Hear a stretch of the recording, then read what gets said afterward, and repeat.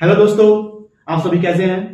तो हम सभी दोस्त यहाँ बैठे हुए हैं। आप देख सकते हैं कि हम लोगों ने जो है 2024 का एग्जाम निकाला हुआ है एएलपी का, एएलपी CN 01 2024। तो अभी हम यहाँ बैठे हुए हैं। बिहार का एक सिटी है मुंगेर। तो हम लोग यहाँ पे करने आए हैं ट्रेनिंग। इसका नाम है जमालपुर ट्रेनिंग स्कूल। ठीक है। तो हम 4 मित्रगण हैं, इसमें से हम 3 दोस्त जो हैं फ्रॉम मालदा डिवीजन से हैं और एक दोस्त हमारे आसनसोल से है, आप देख सकते हो। और सर यही मेन चीजें हैं कि मतलब आज हम आपको बताएंगे इसके बारे में कि क्या क्या ऐसे हर्डल्स हमारे रास्ते में आए, क्या क्या हमने फेसेस किए, दिक्कतों को कैसे हमने उसको ओवरकम किया और यहाँ तक हम लोग पहुंचे हैं कि आज इस मुकाम पे हैं कि मतलब हम लोग अच्छे से यहाँ पे आज करने आए हैं ट्रेनिंग इन जमालपुर। और सबसे पहले मैं आपको अपने बारे में बता दूं। मेरा नाम है चिरंजीव कुमार सिंह। मैं बिलोंग करता हूँ बिहार से, जिला वैशाली। और सर मैंने जो है इससे पहले 2 अटेम्प्ट दिए थे। 2018 का भी मैंने एग्जाम दिया हुआ था, लेकिन किसी कारणवश मेरा हो नहीं पाया। जो लिस्ट बनी थी उसमें मेरा नाम नहीं आ पाया था, मेरिट नहीं बन पाया। जी हाँ, बिल्कुल। और इस बार 2024 में जो है हालांकि मैंने एग्जाम के लिए अच्छी तैयारी की और इस बार ऐसा बना सौभाग्य कि मेरा जॉब हो गया है और हम लोग सभी एक साथ अभी ट्रेनिंग कर रहे हैं। तो अब हम जा रहे हैं बताने जो हमारे और भी मित्रगण हैं वो अपने बारे में बताएंगे अच्छे से कि वो लोग कैसे तैयारी की, कैसे यहाँ तक पहुंचे और कैसे उन्होंने अपने लक्ष्य को पाने के लिए इतनी मेहनत की। सबसे पहले हम शुरुआत करेंगे अपने मित्र मिस्टर किशोर प्रियरंजन से। अपने बारे में बताइए। हेलो गाइस, मैं किशोर प्रियरंजन फ्रॉम बिहार। अभी मैं मालदा डिवीजन से यहाँ जमालपुर पायलट ट्रेनिंग स्कूल में ट्रेनिंग कर रहा हूँ।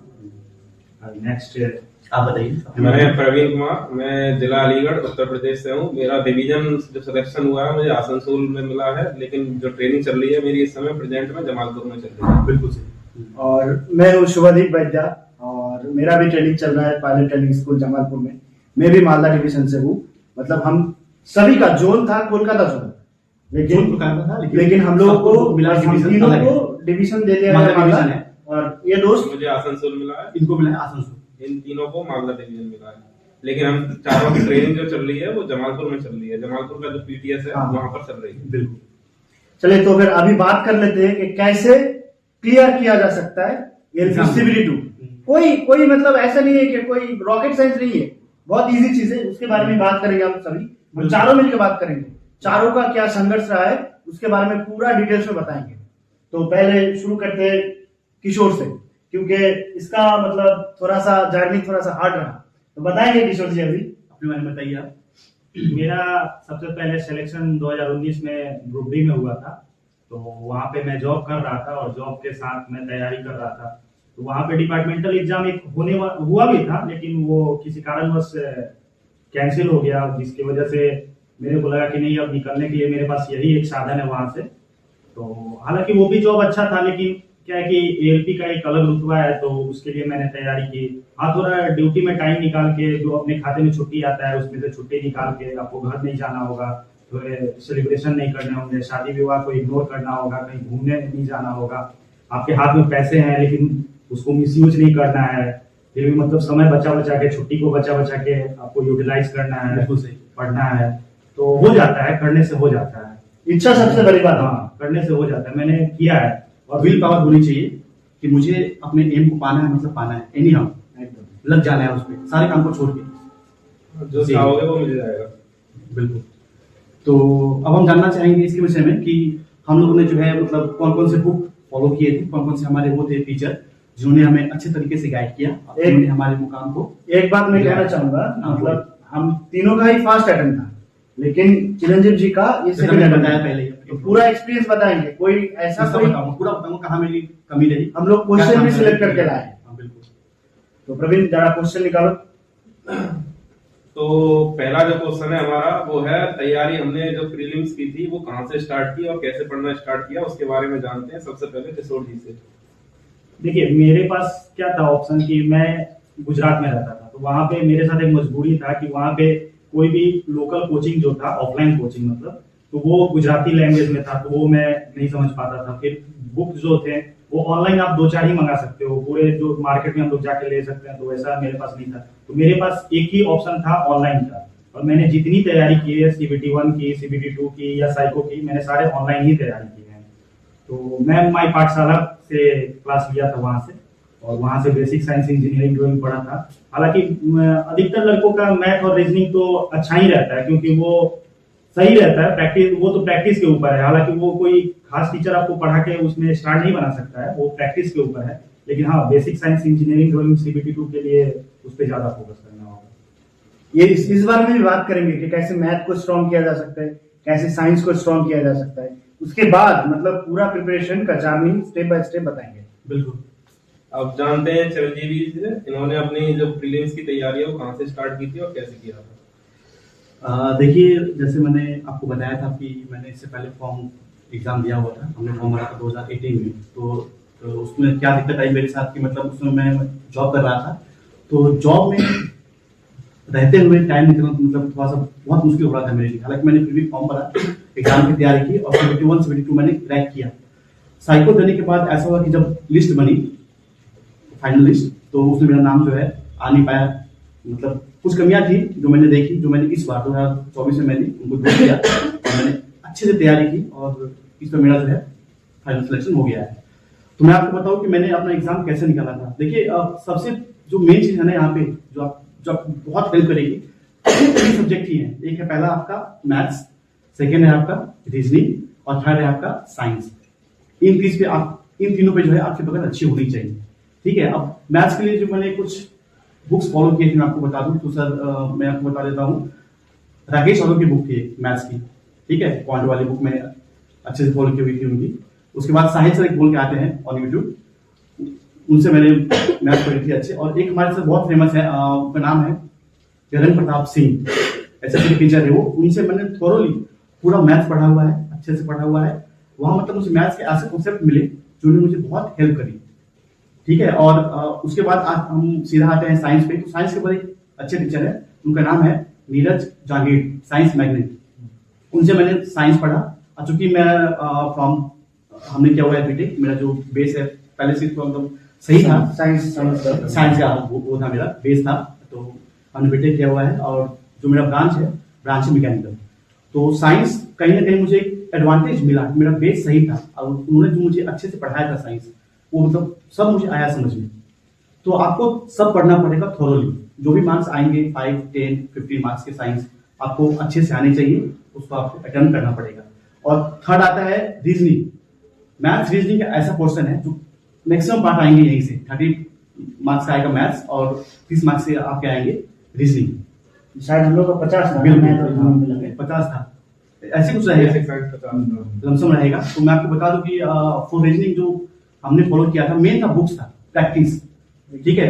एक ऐप आती है टेक्स्ट बुक बोल के, उससे बढ़िया ऐप कुछ नहीं है। आप सीधा उस पे जाओ, जो बैक ईयर्स के आ रहे हैं पेपर उनको आप खोलिए, उनका टेस्ट लगाओ। लेकिन साइको के लिए नहीं, not for psycho, only for practice. CBT 1 and CBT 2 लगाने के लिए, CBT मॉक टेस्ट के लिए सबसे बेस्ट है। वहां से आपकी रीजनिंग आप 2 सेट लगाओ, आपका काम हो जाएगा। वहां पे क्या है, ज्यादा लड़के आपको मिलेंगे उस प्लेटफॉर्म पे एक साथ, तो आपका आकलन खुद से होते आकलन हो जाएगा। उसमें वैरायटी ऑफ क्वेश्चन भी ज्यादा है, क्वेश्चन भी बहुत ज्यादा है ना। और प्लस वहां पे दिखाता है जाए जितने बच्चों ने एग्जाम किया, आप वहां पे कहाँ खड़े हो रहे हो, तो आप जान पाते हो कि हमारे में क्या कमी है, मेरे क्या चांसेस है जॉब होने की। ठीक है। तो जो मैंने फॉर रीजनिंग मैंने किया था फॉलो, उनका नाम था दीपक कीर्तियानी फ्रॉम वाईफाई स्टडी। उन्होंने मतलब बहुत मुझे हेल्प की इन रीजनिंग कि आप कैसे अटेम्प्ट करोगे, क्वेश्चंस को कैसे बनाओगे। दीपक सर का तो अभी दीपक का चैनल, खुद का चैनल उनका है, मैंने भी नाम नहीं आ रहा है, लेकिन he is a very good teacher for reasoning. लेकिन मैथ रीजनिंग के लिए ऐसा है कि आप किसी से पढ़ रहे हो, अभी तो बच्चों का CBT 1 हो चुका है, बिल्कुल, तो लगभग सबका सही ही होगा CBT 1, सबका सही ही होगा। क्या है कि आप ग्रुप में क्वेश्चन बनाइए, एक चैप्टर का नहीं बनाइए, सब साथ में बैठिए। उससे क्या है कि आपका प्रॉफिट एंड लॉस पे दिमाग गया, तुरंत आ गया क्वाड्रेटिक इक्वेशन का, या चेंज कर करके आ रहा है क्वेश्चन, तो उससे आपका पता चलेगा कि हाँ एग्जाम में वैसा ही होगा, ऐसे नहीं होगा कि एक चैप्टर का एक साथ आ जाएगा। बिल्कुल, तो वैसे मिक्स क्वेश्चन बनाइएगा तो उससे ज्यादा प्रॉफिट होगा। मतलब इसमें अरिथमेटिक भी हो रहा है, अलजेब्रा भी हो रहा है, ज्योमेट्री भी हो रहा है, पूरा जा रहा है एकदम, पूरा जा रहा है। इसके लिए आता है कि 10 ईयर का प्रीवियस बुक जो आता है, सारे टीचर का अपना अपना आया होगा, तो वो लेके आप उसको एक बार बनाइए, वो बहुत अच्छा है। अब जानते हैं शुभदीप इनसे, इन्होंने अपनी तैयारी कैसे की थी और कहाँ से स्टार्ट की थी, बताइए शुभदीप जी। देखिए, पहला बात तो मैं बंगाल से बिलोंग करता हूँ, मेरा स्टडी पूरा बंगाली लैंग्वेज में है। और ये रेलवे के प्लेटफॉर्म में मतलब ALP, मतलब मैंने तैयारी किया था ALP के लिए, तो इसमें मुझे बंगाली में कंटेंट उतना ज्यादा नहीं मिला था, तो मुझे मजबूरन स्विच करना पड़ा इंग्लिश में, इंग्लिश। और मेरे भी कुछ दोस्त थे वो लोग हिंदी में स्विच किए थे, तो हिंदी में मेरा दिक्कत था थोड़ा सा, तो मैंने इंग्लिश में स्विच किया था। और इन लोगों का, सभी का, मेरे दोस्तों का बैकग्राउंड साइंस है ना, साइंस से। मेरा आर्ट्स से था। मेरा बस मैथ साइंस इसका नाता क्लास 10 तक ही था। उसके बाद ना मैंने साइंस पढ़ी ना मैंने मैथ पढ़ी। तो उसके बाद मैंने डिप्लोमा किया, उसमें भी तो यार क्या ही बोले, कोरोना आ गया था पूरा लॉकडाउन में, समझ सकते हैं आप। तो फिर मुझे साइंस भी उतना नहीं आता था और मैथ भी नहीं आता था, पूरा मतलब खुद से किया, खुद से, वो भी 2 साल में। जब से मैंने ये वैकेंसी आई तब जब मैंने फॉर्म डाला उसके बाद से पूरा एकदम प्रिपरेशन स्टार्ट किया। तो उसका ही मैं बता रहा हूँ। पहले तो मुझे बेस क्लियर करना पड़ा मैथ का बेस मैंने क्लियर किया था आदित्य रंजन सर से, पूरा एकदम। उसका एक कोर्स आता है 499 का, मतलब फाउंडेशन कोर्स, जो पूरा लाइफ टाइम फ्री है, उसका मैंने किया। फिर मैंने स्विच किया साहिल सर पे। साहिल सर का क्या है ना, मतलब वो थोड़ा सा यूट्यूब पे कॉम्प्लिकेटेड वे से पढ़ाते हैं। ऐसा नहीं कि तुम्हें पूरा सोल्यूशन देगा, ऐसा नहीं, शॉर्टकट दे देते हैं, आप समझो। तो पहले बेस क्लियर होना चाहिए, उसके बाद ही आप साहिल सर का मैथ समझ पाओगे। उनके सवाल जो है ना एग्जाम में आते हाँ, हैं, साइंस सर की कैच द मैथ आता था। Catch the Math। हाँ, सीडीएम। तो सीधा वहां से फंसता है सीडीएम साहिल सर का मतलब 2 साल से चल रहा था। मैंने एक भी क्लास, सच बता रहा हूँ, मैंने एक भी क्लास मिस नहीं की। लगभग 300 के करीब क्लास था, सारे देखे हुए थे, सारे सवाल। पहले तो नहीं बन रहे थे, पहले मतलब मानो के वो 20 क्वेश्चन करवाए या 25 क्वेश्चन करवाए, उसमें से 5 बन रहे थे। फिर आगे जाते जाते मेरा 20 क्वेश्चन भी बनने लगा, तो फिर थोड़ा सा कॉन्फिडेंस आया कि अभी आ रहा है। और फिर रीजनिंग के लिए मैंने देखा था साहिल सर के यूट्यूब चैनल पे, क्विक ट्रिक बाय साहिल सर में, उसमें आते थे आकाश सर। तो उन्होंने पूरा एकदम बेस क्लियर करवाया। फिर उन्होंने भी मतलब जैसे साहिल सर मैथ का चलाते थे सीटीएम, वैसे वो सर भी रीजनिंग के चलाते थे। वहां से मैंने प्रैक्टिस किया। फिर मैंने चालू किया मॉक टेस्ट करवाना। तो टेक्स्ट बुक बहुत हेल्प किया, बहुत, सिर्फ मेरे लिए नहीं, सबके लिए। मतलब टेक्स्ट बुक इतना हेल्प किया ना, टेस्ट सीरीज बहुत बढ़िया है। अब उनका पहले तो आप लगाइए मैथ की प्रैक्टिस के लिए, प्रीवियस ईयर तो आता है, प्रीवियस ईयर मस्ट है, पूरा मैंने भी। हाँ, उसके बाद थोड़ी मतलब एकदम रीजनिंग, मैथ्स, साइंस के लिए तीनों का लगाइए, अलग लगाइए। तो पूरा मैंने लगाया वहां से। हाँ। और ऊपर से साइंस कहाँ से पढ़े? साइंस एक बुक आया था, उसमें क्या नाम था, आर्यन का बुक था, एनसाइक्लोपीडिया साइंस का। वो बुक मैंने लिया हुआ था, बस एक ही बुक, वो बुक। और नीरज सर का कोर्स लिया था, नीरज सर का बेसिक साइंस एंड इंजीनियर का कोर्स लिया था। और सीबीटी 1 में आता है जनरल साइंस। उसके लिए मैंने क्या किया था, नीरज सर का पुराना वीडियो वाईफाई स्टडी के चैनल पे अभी भी पड़ा हुआ है, उसका सवाल लिया था। हमने भी देखा है वही, बस वो ही देखा। और जो बुक था, उस बुक में फिजिक्स, केमिस्ट्री और मैथ तीनों था, पूरा वहां से पढ़ा। एक बार नहीं पढ़ा, मैं सच में बता रहा हूँ, 10 बार पढ़ा होगा मैंने पूरा बुक। और उसमें मतलब लाइन बाय लाइन मैंने रट लिया था, क्योंकि ऐसा होता है ना, एनसीईआरटी का सवाल आता है लाइन टू लाइन दिखा देता है, सेम आपको दिखता है, सेम आपको दिखता है बुक में, पढ़ के आपको दिखता है एग्जाम में क्या पूछा है, बुक में जो लिखा हुआ है वो ही एकदम आ जाता है। तो ऐसे मैंने प्रिपरेशन लिया। फिर तो आ गया सीबीटी 2 के बाद साइको का हम लोग बाद में बताएंगे। तो सीबीटी 2 का जर्नी मेरा ऐसे ही रहा कि बेसिक साइंस एंड इंजीनियरिंग मैंने नीरज सर से पढ़ा, मतलब पूरा साइंस मैंने नीरज सर से पढ़ा। और ऐसा कि नीरज सर का क्वेश्चन डिट्टो छाप के आएगा। पूरा एग्जाम हॉल में जाओगे ना, तो आपको देखने को मिलेगा कि ये क्वेश्चन तो नीरज सर ने कराया हुआ है, पूरा लैंग्वेज भी चेंज नहीं होता है, पूरा क्वेश्चन सेम आता है। और मैथ के लिए आदित्य रंजन सर और साहिल सर से पढ़ा था। ठीक है, इसमें क्या है सबसे बड़ा चीज कि आप किसी भी टीचर से आप पढ़ो, ऐसा नहीं कि नीरज सर से, नहीं, किसी भी टीचर से बिल्कुल, पढ़ो। बिल्कुल। जब तक आपका कॉन्सेप्ट क्लियर नहीं होगा, हाँ। कॉन्सेप्ट क्लियर हो जाएगा तो जो आप नहीं भी पढ़ो ना, उसके आसपास के क्वेश्चन आएंगे तो आप उसको कर लोगे। अब मैं अपने बारे में बताता हूँ। मैंने जो तैयारी की थी मैथ के लिए, मैथ, साइंस और रीजनिंग जो आता है, मैं एक्चुअली जो है 12th क्लास तक के बच्चों को कोचिंग पढ़ाता हूँ, सीबीएसई और आईसीएसई बोर्ड पढ़ाता था। तो सीबीटी 1 के लिए मुझे ऐसी किसी कोचिंग की जरूरत नहीं पड़ी, क्योंकि मैं पढ़ाता था। मोस्टली मेरी जो प्रैक्टिस थी तो मेरा उसी से सीबीटी 1 हो गया। लेकिन सीबीटी 2 के लिए फिर मैंने जब स्टार्ट किया तो पहले मॉक टेस्ट के लिए गया टेक्स्ट बुक पर। मॉक टेस्ट जब लगाने स्टार्ट किए तो देखा उसमें जो क्वेश्चन है वो तो इजी है, लेकिन उनको शॉर्ट टाइम में बनाना है, क्योंकि टाइम जो है तुम्हारे पास एक लिमिटेड टाइम है, क्वेश्चन नंबर जाता है, तो उनको कम टाइम में बनाना है। तो इसके लिए फिर मैंने भी आदित्य रंजन सर का जो फाउंडेशन कोर्स है वो लिया था। तो वहां से मैंने ट्रिक बनाना स्टार्ट की। और साइंस की जो तैयारी की थी मैंने, साइंस तो मैं पढ़ाता ही था, वहीं से हो गया था साइंस। इंजीनियरिंग ड्राइंग के लिए मुझे नीरज सर का ही कोर्स लेना पड़ा था, वहां से मैंने इंजीनियरिंग ड्राइंग की तैयारी कर ली थी। एक आर के रमन सर और हैं, वो भी पढ़ाते हैं, उनका भी कोर्स ले रखा था। और मोस्ट जो इम्पोर्टेंट है वो है इसमें मॉक टेस्ट। आप जितने ज्यादा मॉक टेस्ट लगाओगे प्रैक्टिस वहीं से बनेगी। नंबर ऑफ क्वेश्चन इंक्रीज करो डेली, कम से कम डेली 50, 60, 100 क्वेश्चन डेली लगाओ। अगर आप मॉक टेस्ट लगा रहे हो तो आपका कोई भी सिलेक्शन नहीं रोक सकता है। ये तो हमारा प्रीलिम्स और CBT 2 के बारे में जानकारी थी। CBT 2 के बारे में और ज्यादा अगर जानना चाहें तो ये अभी बता देंगे किशोर जी, चिरंजीवी जी और सुबोध जी। बताइए किशोर जी CBT 2 के बारे में। CBT 2 के बारे में है कि मैथ और रीजनिंग जो है उसमें तो जीके जीएस है नहीं। Math, reasoning, basic science, engineering, drawing और कंप्यूटर के कुछ ही क्वेश्चन रहते हैं, एक दो। और ईबीएस जो है, ईबीएस और सेफ्टी का जो है वो लगभग मैच रहता है, उससे 4-5 क्वेश्चन रहते हैं। और ईबीएस और सेफ्टी आप पढ़ोगे तो वो क्या है, आपको ट्रेड में भी हेल्प करेगा। ट्रेड में इस बार क्या है कि कॉमन है। इस बार क्या है कि ट्रेड थोड़ा हार्ड हो गया था, तो सेफ्टी ही बहुत लोगों को पता रहा है। और बेसिक साइंस के कुछ ड्राइंग के क्वेश्चन उसमें डल गए थे, सीट वगैरह के, तो वो निकाले थे वहां से। तो मेरा क्या है कि आईटीआई था, तो ट्रेड मेरा थोड़ा डर था कि बीटेक वाले आते हैं उसमें। लेकिन मेरा क्या है कि मैंने सबसे पहले तो ट्रेड पढ़ना शुरू किया डिपार्टमेंटल एग्जाम के लिए। तो वहां मेरे को उतना ट्रेड का नहीं जानकारी था, तो मैंने सबसे पहले एसके झा का पढ़ा। एसके झा का क्या है कि उनका लेवल लो है, लेकिन उनसे क्या है कि कोई अगर नहीं जानता है तो वो उसको सिखा देंगे कि क्या है। अब सीखने के बाद तो लेवल बढ़ाना आपके हाथ में है कि आप किसी दूसरे टीचर का हेल्प ले लो, या उन्हीं का अच्छा क्लास लेके, या मतलब उन्हीं को अच्छे से पढ़ के आप अपने लेवल को बढ़ा सकते हो। लेकिन इसके हमें ये है कि आपको जो चीज नहीं आता है वो सरल भाषा में, हालांकि बहुत उनका गलत भी वीडियो बना था इस बार की, नहीं लड़ा सरकार नहीं लड़ा, वो दूसरा बात है। लेकिन उनका जो ट्रेड का क्वेश्चन, ट्रेड का जो बुक है वो बहुत सरल भाषा में, वो हमको बहुत अच्छा लगा था। फिटर था। हाँ, फिटर ट्रेड। इनका ट्रेड जो था वो फिटर था। चिरंजीवी जी अपना इनका भी फिटर था। मेरा क्या था कि टर्नर ट्रेड था, लेकिन वो मैकेनिकल ग्रुप में आता है, हाँ, तो फिटर वगैरह सब मैकेनिकल मैकेनिकल ग्रुप में नहीं आता है। हमने भी किया बात हो गई। हाँ, तो आप अपनी ट्रेड बताइए। तो अच्छा, मैं एक बात इसमें ऐड करना चाहूंगा कि रिगार्डिंग मॉक टेस्ट के बारे में, कि जब भी आप मॉक टेस्ट दे, जैसे मान लीजिए कि आपने एक मॉक टेस्ट दिया, ठीक है, तो उसमें जो सवाल आपसे हो रहे हैं गलत, आपने पढ़ा लेकिन फिर भी आपसे हो गया गलत, तो उसके लिए आप एक अलग नोटबुक बनाओ और उसको लिखो वो जरूर कि जब फिर से आप एग्जाम दो तो वो सेम सवाल गलत नहीं होना चाहिए।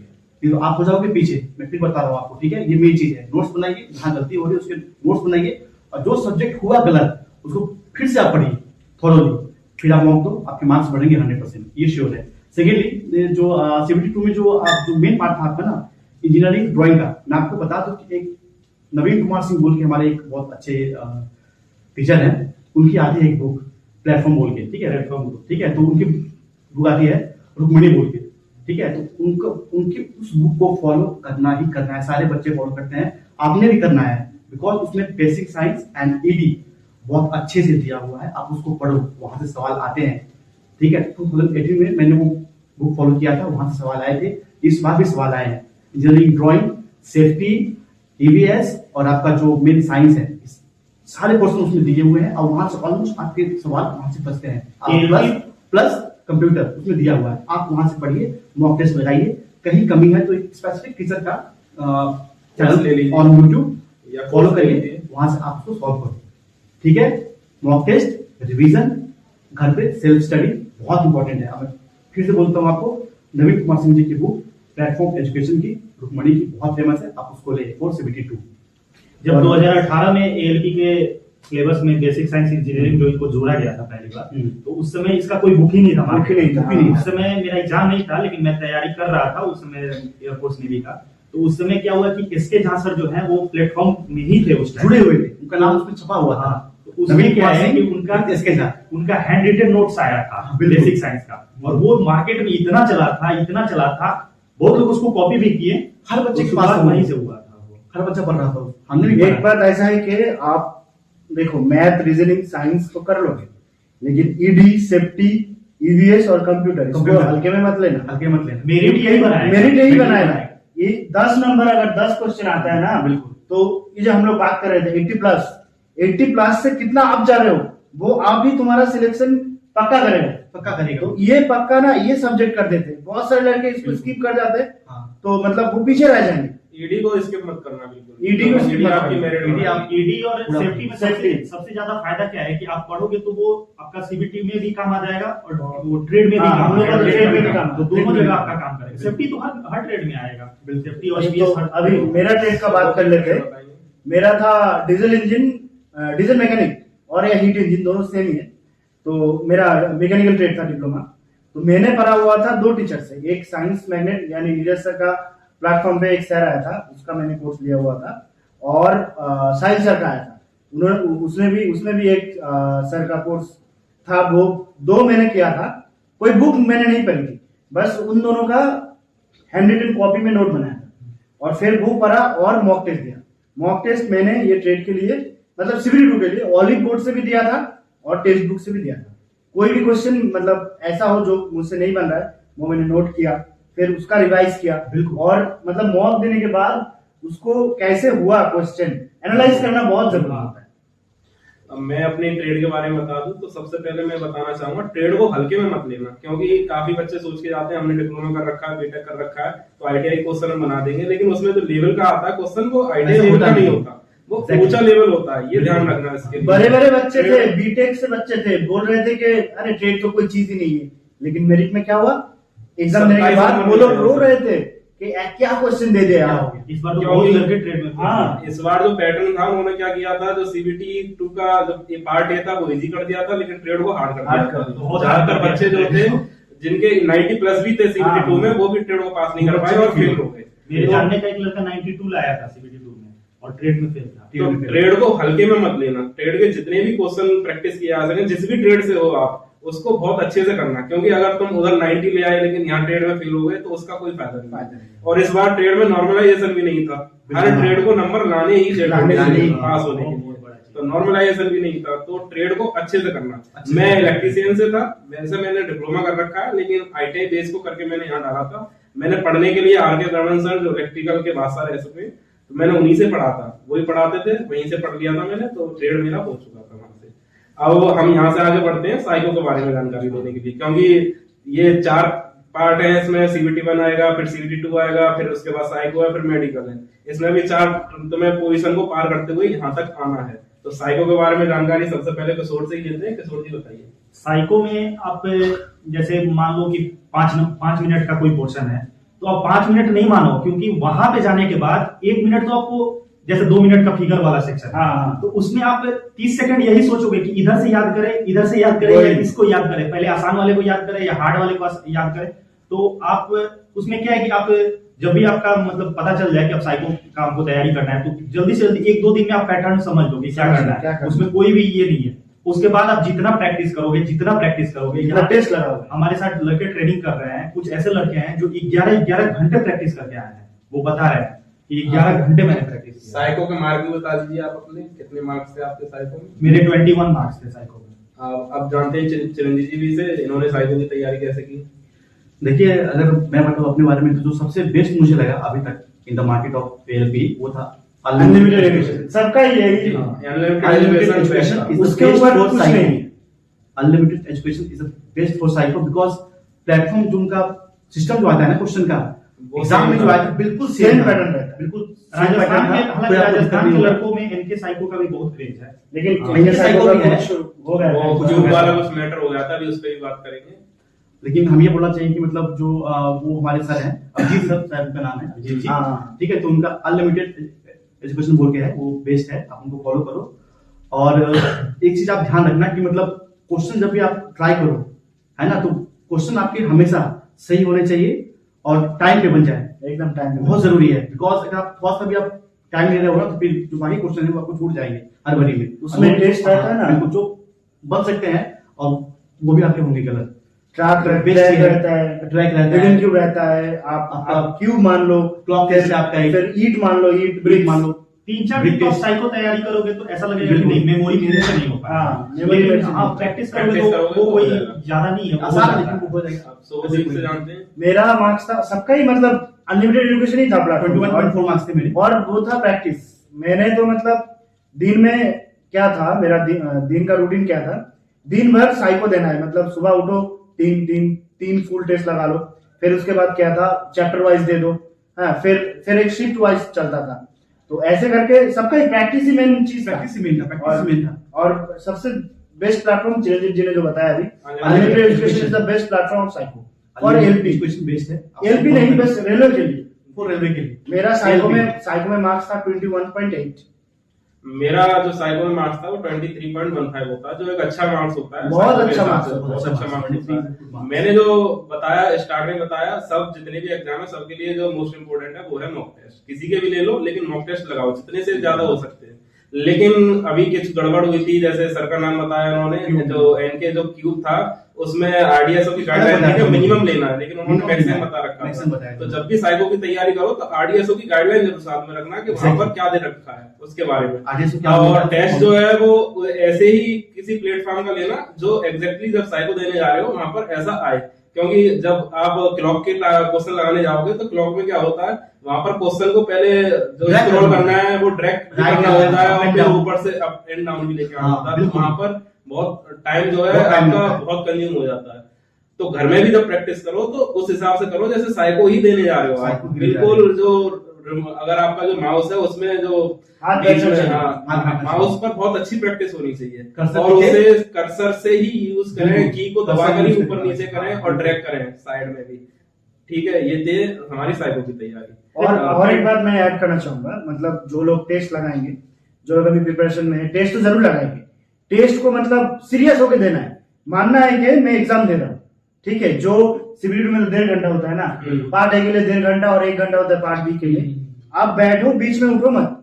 ऐसा नहीं कि आधा दे दिया, पॉज कर दिया, किसी सवाल नहीं बन रहा है पॉज करके सॉल्व कर लिया, ऐसा मत करो।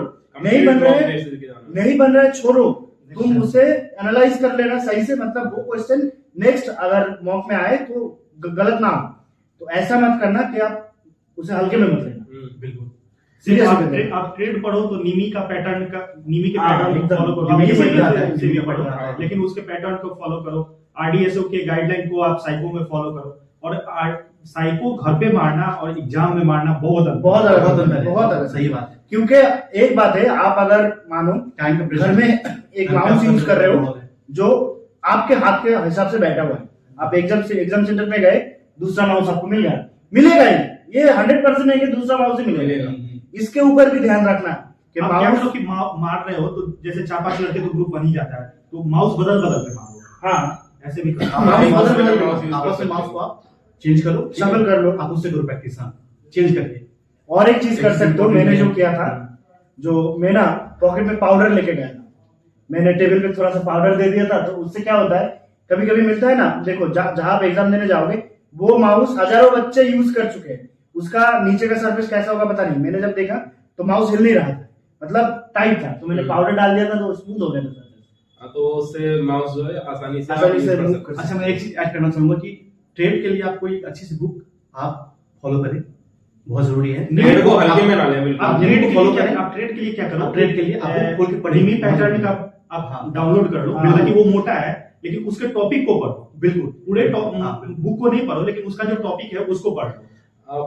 चारों की बात का अगर मैं एक किसी का कंक्लूजन बताना चाहूँ तो कंक्लूजन ये है, सीबीटी 1 जो भी रेलवे की गाइडलाइन है, सिलेबस है, उसको डाउनलोड करो। जो सिलेबस है उसको पढ़ो, अच्छे से हाँ, पढ़ो। एकदम। उसके एक्स्ट्रा देना है तो दे सकते हो, लेकिन जो सिलेबस है उसको तो अच्छे से पढ़ो। अच्छे से ऐसे पढ़ना ही है। सीबीटी 2 है, उसको अच्छे से पढ़ो, साइको पढ़ो। जो भी रेलवे का सिलेबस है उसको अच्छे से पढ़ो। ये नहीं है कि कहीं भी किसी भी यूट्यूब चैनल पे चले गए, जो पढ़ा रहा है वो पढ़ना स्टार्ट कर दिया, एक से ऐसा नहीं पढ़िए, करना। अच्छे से पढ़िए। और जो भी टॉपिक लो उस पर देखो, टेक्स्ट बुक पर चैप्टर वाइज जो है या टॉपिक वाइज मॉक मिल जाता है, उसको मिल पूरा जाता है। लगाओ, जितना से जितना मिल सके उसको लगाओ। और जो भी क्वेश्चन नहीं आ रहा उससे साइड में नोट डाउन करो कि ये क्वेश्चन हमसे नहीं बनना है, तो उसके बारे में प्रैक्टिस कर रहे हैं। और टाइम कितना लगा? मैंने और एक चीज की थी कि प्रीवियस ईयर का बुक आता है, हाँ, वो मैंने लिया था, वो मैंने पूरा बुक सॉल्व किया था, 2-3 बार सॉल्व किया था। मतलब उससे बहुत हेल्प मिला था, बहुत हेल्प मिला था। आप लोग भी करो कि एक बुक ले लो प्रीवियस ईयर का, जैसे यूथ पब्लिकेशन का आता है, पिनाकल का आता है, आप कोई भी बुक ले लो। टेक्स्ट बुक पे नहीं, सब आपको मानो मिल के जाएगा। मानो के कोई ऑनलाइन इतना देख नहीं सकता, नहीं, हाँ, पेपर में भी पढ़ना होता है पूरा। क्योंकि आंखों का भी ध्यान रखना है, क्योंकि इसमें A1 कैटेगरी का मेडिकल मेडिकल आता है, तो तो उसका भी ध्यान रखना है। तो आपको जैसा बेस्ट लगे। ऑनलाइन क्या डिस्ट्रैक्शन ज्यादा होता है, तो हाँ, एक बार बुक से भी पढ़ो। अगर ऑनलाइन पढ़ना भी चाहते हो आप, तो किसी भी डॉक्टर के पास जाकर जीरो पावर का ब्लू कार्ड स्पेक्स वगैरह यूज कर सकते हो, जिसको लगाकर आप यूज कर सकते हो, क्योंकि आंखों का भी ध्यान देना बहुत जरूरी है। हाँ, बहुत ज्यादा लेकिन मेडिकल के समय मेडिकल के बारे में क्या अभी बात कर ले? मेडिकल के लिए मेडिकल के बारे में जानते हैं नेक्स्ट वीडियो में जानेंगे। चलो ठीक है, मेडिकल मेडिकल के बारे में नेक्स्ट वीडियो में जानते हैं। अभी जान लेते हैं कि एक बहुत मोस्ट है कि मॉक देना है और ईबीएस और सेफ्टी को स्किप बिल्कुल। नहीं करना है। हाँ, स्किप कंप्यूटर को भी skip computer EVS and safety ED ED जो भी पढ़ना है वो सिलेबस डिटेल निकाल लो कि इस सिलेबस में मुझे ये टॉपिक निकालने हैं, उसको पढ़ो, अच्छे से पढ़ो। और एक बार ज्यादा बुक मत लेना, किसी एक बुक लो, Limited. उसको ही बार बार पढ़ो। Limited. ऐसा नहीं कि कोई सब्जेक्ट आप 10 बुक लेके आए, फिर क्या होगा, कंफ्यूजन में पड़ जाओ, क्या पढ़े क्या नहीं पढ़े। और ओवर कॉन्फिडेंस में तो बिल्कुल मत जाओ कि आपके 84 आ रहा है, 85 आ रहा है, या दर्जन से पढ़े हैं हाँ, सही बात है। 85 क्रॉस वाले हैं। हाँ, मॉक टेस्ट पर जाओ, टेक्स्ट बुक में वो रैंकिंग दिखाता है इतने बच्चों में, तो हाँ, बिल्कुल, उसकी बिल्कुल। केवल एक अंदाजा लगा लो हम यहाँ पर हैं, बस। लेकिन ये अंदाजा मत लगाना कि इस नंबर से हम सिलेक्टेड हो जाएंगे, क्योंकि बच्चे जब रियल में जाते हैं तो वहां पर नंबर कुछ और आ रहे हैं बच्चों के। बिल्कुल। ये रहता है रैंक गुरुजी भी जो डाटा देता है वो डाटा पूरा नहीं आता है, आपको दिखेगा वहां पर मेरी रैंक कितनी है, कुछ बच्चे लेकिन आते जब हैं एक्चुअल निकल के आता है तो कुछ बच्चे ऐसे होते हैं जिनके नंबर बहुत अच्छे हैं, लेकिन वो अपना डाटा नहीं दे रहे हैं, नहीं देते। एग्जाम के प्रेशर का भी खेल होता है। कुछ लड़के इसमें टेक्स्ट बुक में मान लो कि 80 नंबर ला रहे हैं, एग्जाम में गए वो नीचे आ गए, और कुछ ऐसे बच्चे होते हैं जो प्रेशर में ही अच्छा काम कर देते हैं। हाँ, एग्जैक्टली तो वो भी रहता है। तो वो प्रेशर जो है हैंडल आपका मॉक टेस्ट से होगा, जितने ज्यादा मॉक टेस्ट, Exactly. इसका कंक्लूजन ही है मॉक टेस्ट जितने ज्यादा Mock test लगाओगे, देने मॉक हैं। Test practice practice Practice, practice, practice. यही आपको एएलपी में सिलेक्टेड करा सकती है। ठीक है, तो अब नेक्स्ट वीडियो में मेडिकल पर मेडिकल के बारे में बात करेंगे। तो यहाँ पर हम अपनी वीडियो को यहीं पर एंड करते हैं। Thank you. आज के थैंक यू बढ़िया मन लगा के। Best of luck.